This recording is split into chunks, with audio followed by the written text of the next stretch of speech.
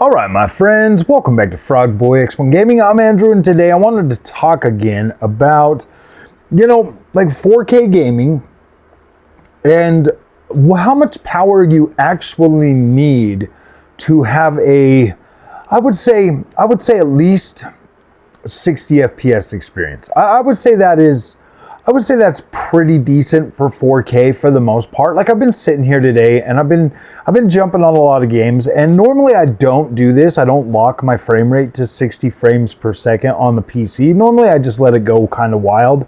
But then I was thinking, because when I have the frame rate counter on and I'm looking at that, and like sometimes you get like the wild swings or whatever, you just kind of see the, like the graph kind of, all over the place depending on what you're playing or what you're doing. Mostly with like I was playing around with Final Fantasy VII Rebirth. I'm playing around with Spider-Man 2 today.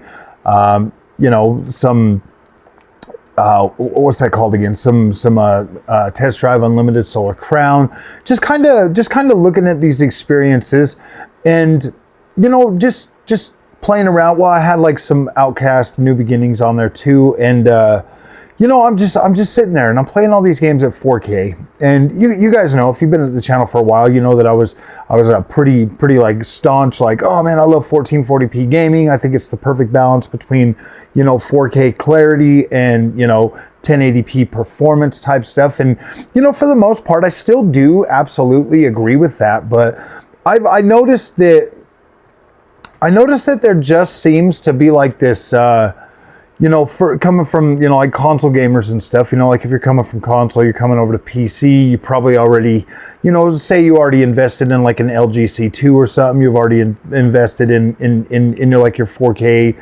TV, or you got a 4K OLED or something like that. Along those lines, it's something that you are, already invested in. So you're not, it might not be theoretically possible or whatever to run out and just grab a like a 1440p monitor or something like that, which I do highly recommend. I do think that you could, I think that you would enjoy the experience of higher frame rate and, higher quality visual, at the same time. With 4K, it's either, you get the quality visuals, or, you know what I mean? Or, and like a lower performance. Obviously 4K definitely is a lot heavier. And so when I'm playing these games today, and I'm thinking about this to myself, I'm thinking 4K is very interesting, my friends. As you know, I bought this 4K monitor, and so I've been using it more, and my plan was actually to like really start testing out like 1080p, 1440p, 4K, stuff like that, and just kind of giving you guys like a like a general, like, hey, how do these games perform on like the 9070 XT and the 5070 Ti?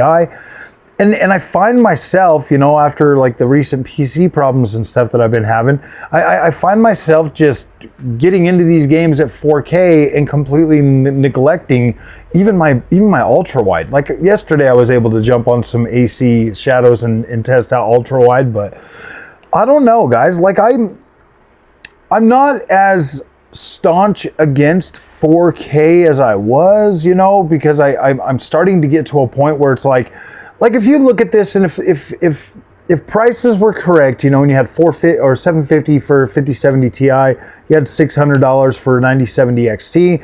I think I honestly am like, the more I test these cards, the more I play at 4K, I'm like, wow, these are actually like really good 4K GPUs, or at least giving you, I mean, obviously you're using FSR, you're using DLSS, but with the inclusion of FSR4 and DLSS4 now, it's 4K gaming is better than it's ever been for me. It just is. It looks incredible on both of these. I can use both of these upscalers and increase the overall image quality. I've got, frame generation that I can fall back on. These GPUs, they are actually doing on like these Sony games that are coming out. Like I can do native 4K over 60 frames a second on most of these. Like, and it's pretty good.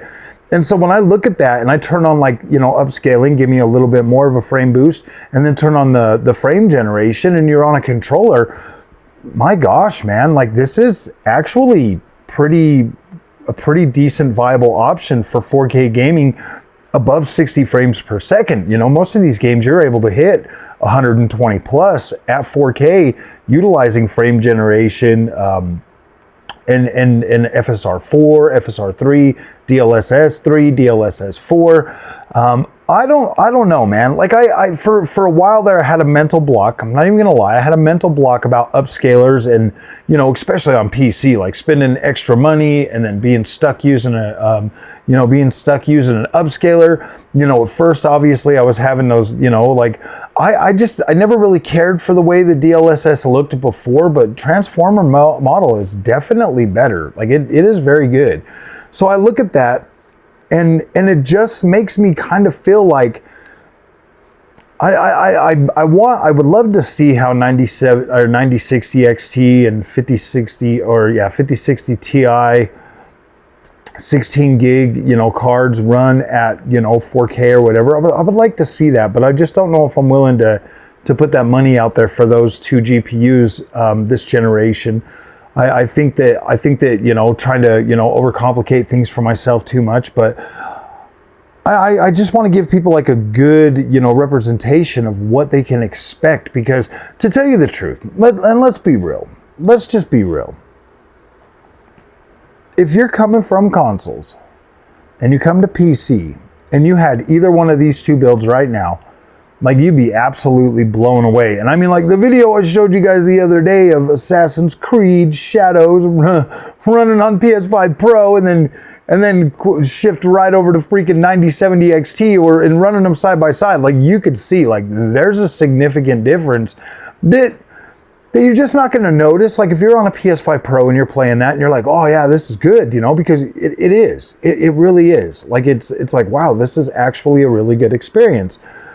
But then right when you see that same experience on PC, you're like, wow, this is worth it. You know, you're thinking, because that's the way I feel. That's the way I feel. I feel like, wow, man, this is absolutely worth it. I love the way that this looks. I love the way it plays, it feels, everything like that.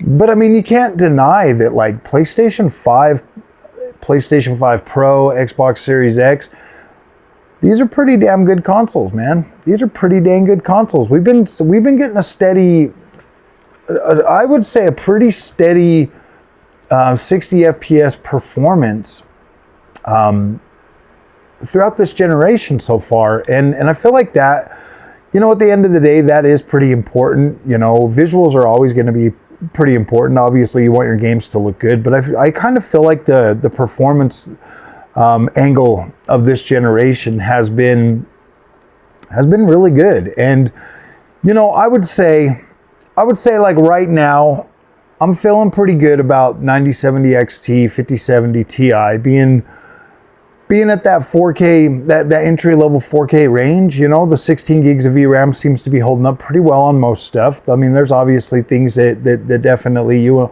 if you want like the maximum ray tracing and all of that stuff, yeah, obviously you should probably look for a higher, you know, if ray tracing is really your thing, I still kind of feel like, I mean, it is good, like you can do it on these cards, but I kind of still feel if 4K is what you're looking for, you should probably set your sights a little bit higher and just be prepared to pay that money. But, you know, if you want that experience and you're okay with, you know, playing around with stuff a little bit, both these cards deliver a decent 4K ray tracing experience for the most part. I really would say these are pretty dang on par with like 4080 Super. They really are. In terms of, you know, like frame rate, performance and all of that stuff, they are pretty dang close to those GPUs, to that 4080 Super, 7900 XTX. I was playing something today and I could tell immediately, oh, Forza Horizon 5, I was playing that today too, and I could tell immediately, you know, like looking at my frame rate counter and stuff, that I was getting way higher frame rate on the 7900 XTX. So I'm wondering if there's like a performance bug or something going on with that, or a driver issue or something, because I remember that performance being significantly higher than what I'm getting out of this card. But you know, for the most part, everything else I've been playing today, it felt pretty close. It felt pretty close. So yeah, guys, I definitely feel like you need I definitely feel like these two GPUs would give you a good enough 4K experience to where it would be like, to where you could feel good about it. Obviously, there's going to be stuff that you're going to need to adjust settings, obviously, but for the most part, man, I never thought that, you know, I have to give a lot of credit to the upscalers though. They both look great. They're doing a really good job. They're bringing that performance with really good image quality. And you know, it's like I look at the games on PS5 Pro, then I look at them on the PC using the upscalers and stuff, and even FSR 3.1 still looks better than consoles. So I don't know. This is crazy.